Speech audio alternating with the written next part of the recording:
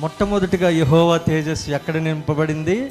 పరలోక రాజ్యములో, దేవుని మందిరములో యెహోవా తేజస్సు నింపబడింది. రెండవదిగా దేవుని తేజస్సు ఎక్కడ నింపబడింది? మన గుండెల్లో.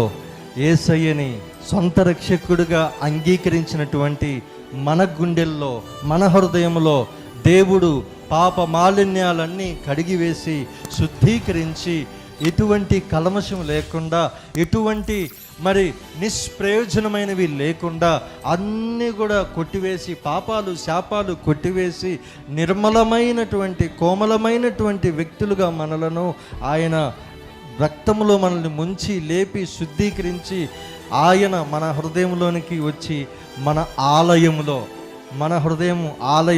ఇలా పెట్టుకోండి, మీ గుండెల మీద ఇట్లా పెట్టుకోండి. మన హృదయం అనే ఆలయంలో ఆయన మహిమ, ఆయన తేజస్సు నిండిపోయింది. హల్లెలూయా. ఆయన తేజస్సు నిండినటువంటి మన జీవితంలో, దుఃఖాక్రాంతలమైనటువంటి మన జీవితంలో మన యొక్క వెలుగుమయమైనటువంటి హృదయాన్ని మనం కనుగొన్నాం. దుఃఖంలో ఉన్నటువంటి మనలను సంతోషభరితులుగా చేశాడు. నరకానికి వెళ్ళవలసినటువంటి మనలను ఆయన పరలోక రాజ్య హక్కుదారులుగా మనల్ని చేసుకుని ఉంటున్నారు. మనలను ఆయన ప్రత్యేకపరుచుకున్నాడు, పవిత్రులుగా చేసి ఉంటున్నారు. రాజులైన యాజక సమూహముగాను, పరిశుద్ధమైనటువంటి జనముగాను మనలను ఆయన చేసి ఉంటున్నారు.